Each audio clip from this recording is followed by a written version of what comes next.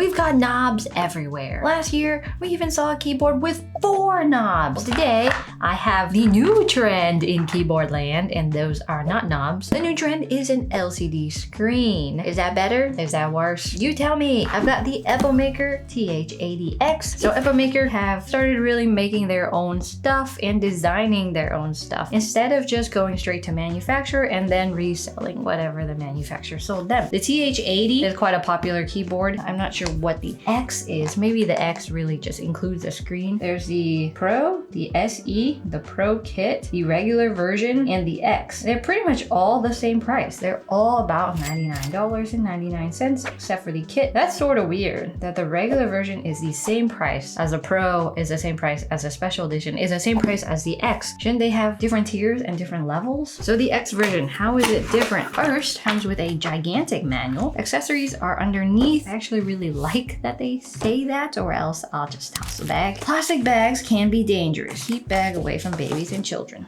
Good advice, I will follow. Also, this keyboard looks nothing like the TH80 as shown, so the X is like a significantly different keyboard. 3 accessories. You've got 3 switches, linear, pre-lubed, MX style, 5-pin, box-like design, and these are Epomaker switches. They look like, I don't know, I'm not even gonna guess. I don't know what switches they are. These are Epomaker Flamingo switches. They are $12.99 for 30 pieces. Factory lubed, 5-pin, LED, 35 grams initial force. Very lightweight. They're probably great for gaming. You also get a keycap switch puller, and then you get this white cable. It's braided, and it's a straight cable. I don't know what this little thingy-majig on cables are, but I think they look really ugly. And we've got a cable length of about 5 feet, so on the shorter side. Isn't it convenient that I can use my wingspan to measure? I have stubby arms, so despite being 5'2", my wingspan is only 5 feet. Short arms for some reason. Maybe I didn't eat enough as a child, or maybe I ate too much as a child, I don't know. So here's the keyboard. It's rounded at the edges. So I thought on the box that this was the screen, like how a PC case has a circular screen around the cooler, but instead this is a screen and this is a big knob, and then you got 2 switches underneath. So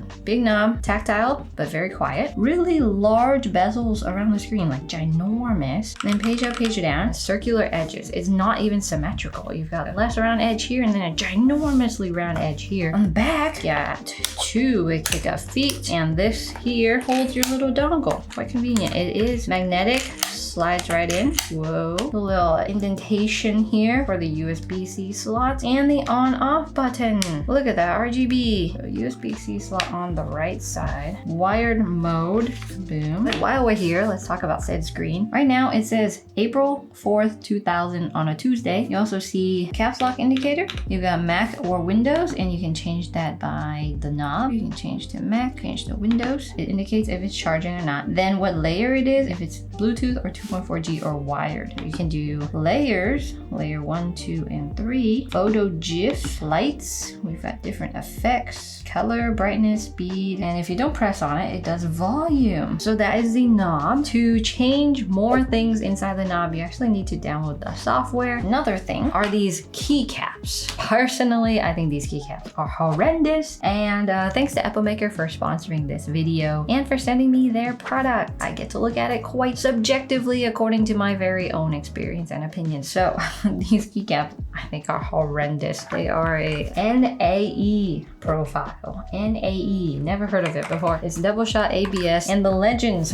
are just, they're not my thing. It almost reminds me of the font that is a papyrus. There's double shot ABS, sort of thick, sort of a really nice double shot material, where the outside is a white plastic and the inside is the black with the legends. Really clean. It's just the font itself. Look at this H and this K and this B and this M. It's just, it is not sleek, not clean. Maybe that's what they were going for, but the overall aesthetic probably fits a very specific person, and that person is not me. The person who wants the screen with the large bezels here, not me. You know how you have a house and you replace all the windows, and then the window frame is like 5 inches thick, so you barely have any glass to look through? That's what that reminds me of. Probably not relatable at all, because window replacements, not very common. Double shot ABS NAE, it is what it is. It says the plate material is iron iron and the plate is gasket mounted. Because you're combining a really stiff material with a more flexible mounting system, the end result is you don't get any flex. It is stiff as a rock. There's like no movement, and it's probably because there's multiple layers of foam, which you can feel it. They even put a PE foam on top, a layer there. It's got south-facing 5-pin hot swappable sockets. And then you've got the sound dampening material here for the space bar. Plate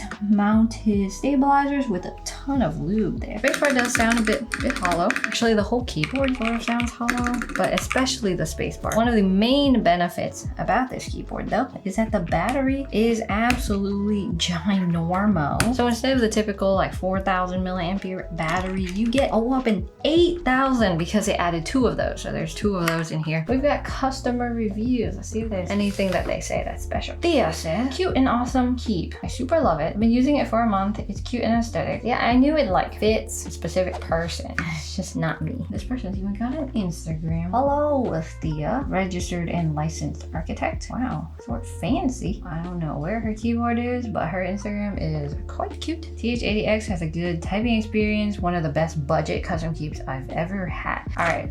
Hold up. We hold up here. It's $99.99. Who here agrees that this is a budget custom keyboard? I don't think that it's budget or that it's custom. To me, budget is more like 80 and below, but this is bordering around $100, which is okay. It's pretty affordable. There's a couple other options out there that I would recommend instead for an actual gasket mounted experience, better sound dampening, better keycaps, but it doesn't come with the screen. So if you really want the screen, this is a good option. All these people are very happy with their purchases. Polling rate is 1,000 hertz by 2.4 gigahertz, so it's pretty decent for gaming. For Bluetooth, it's probably like 125. And then they have a section that's like TX80X or Pro. From the 2 sales pages, I would say aesthetically, I would prefer the Pro, which is the same price. The Pro also has the pre-loop switches, it has PBT keycaps, it's got south-facing RGB, it's got all of that stuff. So they're very similar. You can go and check out their sales page and just be like, which one do I want more? Okay, that is all that there is. Let's do a typing test.